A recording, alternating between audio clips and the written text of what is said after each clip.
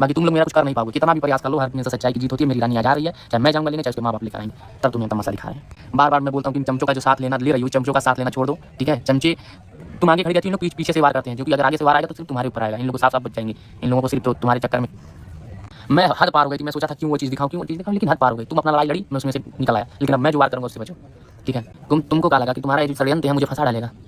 दोस्तों मैं एक चीज़ बता रहा हूँ, मैं एक चीज़ जो है मैं दिखाऊंगा भी, ठीक है। फिर तुम्हारे दिमाग में पूछूंगा, फिर डिस्टर्ब जब हो जाओगी ना, फिर समझ में आएगा।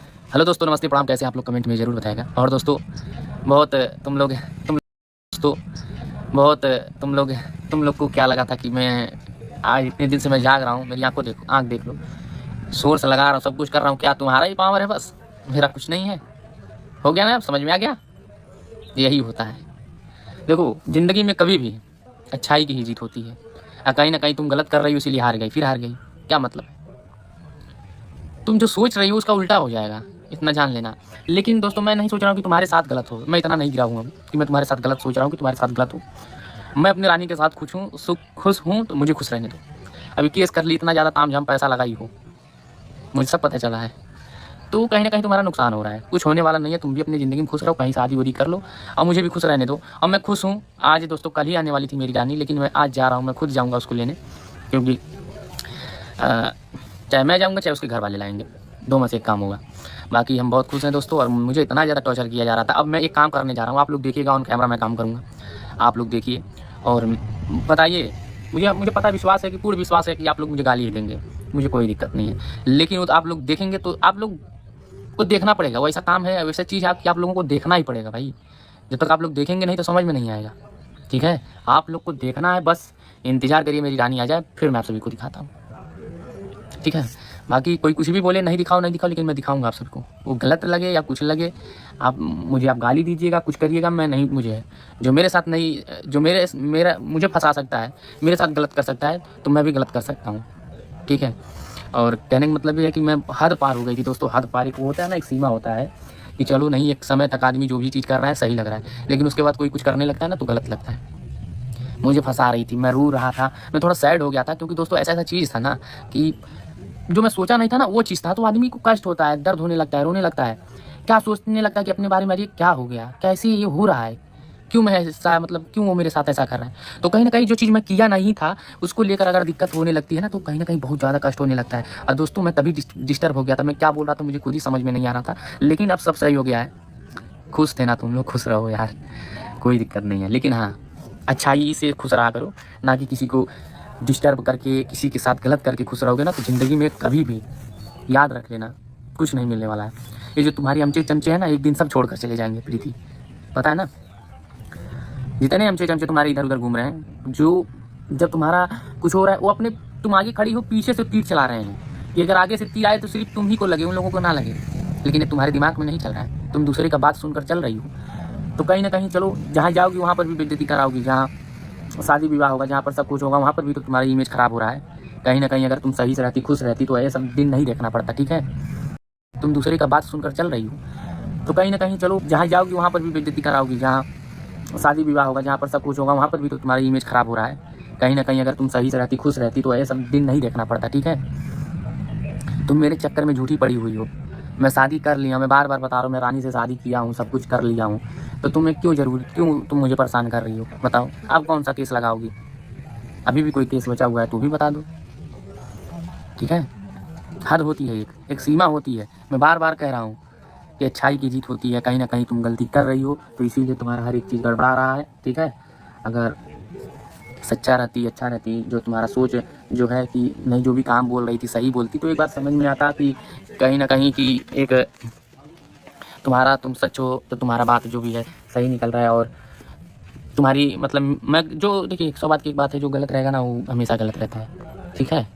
यही सब चीज़ है। बाकी इंसान हो, समझदार हो, समझ जाओगी तो ज़्यादा सही रहेगा। बाकी नहीं तो फिर तो प्रगति जब अपने आप सुधारने लगती है, तो जिसको कोई नहीं सुधारता उसको प्रगति सुधारती है, ठीक है।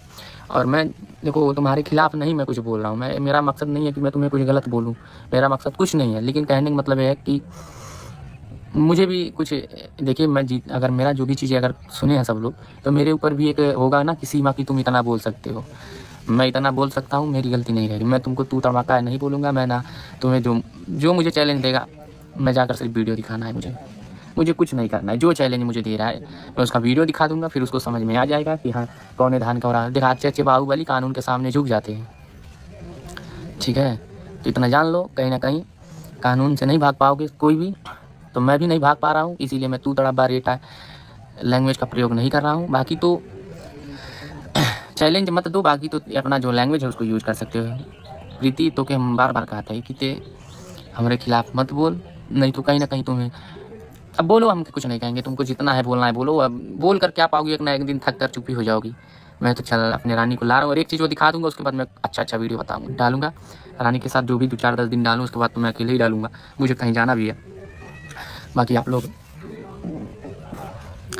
उसको समझाइए कि मेरे खिलाफ वीडियो ना डाले, ताकि कोई और मैटर बढ़े ना। अगर मेरे खिलाफ वीडियो डालती है तो कहीं मैटर बढ़ेगा तो उसको ही कष्ट होगा। अभी तो बहुत छोटी चीज़ हुई है, बहुत बड़ा चीज़ होने वाला है, क्योंकि मेरी ज़िंदगी में तो सब कुछ सही हो गया, उसकी ज़िंदगी की बात मैं कर रहा हूँ।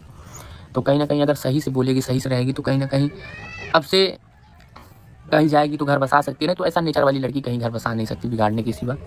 बाकी हमारी राय यही था, बाकी आप लोगों का राय क्या है आप लोग ज़रूर बताइएगा। हमको तो पता है कि आप लोग चप्पल जूता भेजते हैं, कोई दिक्कत नहीं, भेजते रहिए। मैं गलत नहीं हूँ तो मैं देखो, मुझे डर नहीं है, सामने जो कुछ करता तो उसको हम बताते भी।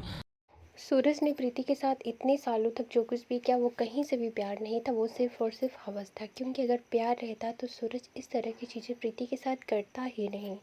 जिस तरह की चीज़ें वो शुरू से ही प्रीति के साथ करता आया है। लेकिन प्रीति सूरज से इतना प्यार करती थी कि वो उसके प्यार में पागल थी। उसने कभी समझा ही नहीं कि आखिर प्यार क्या होता है और हवस क्या होता है।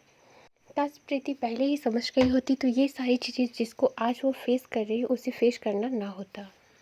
लेकिन इतनी सारी चीज़ों को फेस करने के बाद भी अगर प्रीति को अभी भी सद्बुद्धि आती है तो भाई बहुत ही अच्छी बात है। लेकिन प्रीति अगर इसके बाद भी पलट जाती है और सूरज के बहकावे में आती है तो उसकी ज़िंदगी को नर्क बनाने से कोई भी नहीं रोक सकता। प्रीति ने जो भी डिसीज़न लिया है इस टाइम बिल्कुल सही लिया है और उसे इसी ही डिसीज़न पर कायम रहना चाहिए। क्योंकि भाई एक ही पत्थर से बार बार चोट खाने वाला इंसान मूर्ख कहलाता है और सूरज वही पत्थर है जिससे प्रीति बार बार चोट खाती है। और इंसान बेखौफ अंधा हो के अगर पत्थरों के पास बार बार टकराता है तो उसकी जान भी चली जाती है। जैसे कि मालती की चली गई थी। मालती जानबूझकर विष्णुराज पे विश्वास करने लगी थी। उसको अच्छे से पता था कि विष्णुराज उसे अपने साथ नहीं रखेगा, उसके बावजूद भी वो विष्णुराज के पास रहने गए थे और उसे कहीं ना कहीं ये विश्वास था कि विष्णुराज उसे वापस अपना लेगा। और इसकी वजह से उसकी जान चली गई। और जो इंसान बार बार प्यार के नाम पे धोखा दे, विश्वासघात करे और जलील करे, ऐसे इंसानों से दूर ही रहना चाहिए। और ये चीज़ें अब तो प्रीति को ज़रूर ही सीख लेनी चाहिए। अगर प्रीति ऐसा नहीं करती है तो भाई वो अपने पैरों पे खुद ही कुल्हाड़ी मारती है। क्योंकि आज तक इन 4 सालों में सूरज ने दुख तकलीफ़ और बदनामी के सिवा प्रीति को कुछ भी नहीं दिया है और इससे ज़्यादा वो कुछ भी दे भी नहीं सकता है। फिलहाल इन सारी चीज़ों को लेकर आपका क्या कहना है, आप भी अपनी राय कमेंट सेक्शन में ज़रूर दें।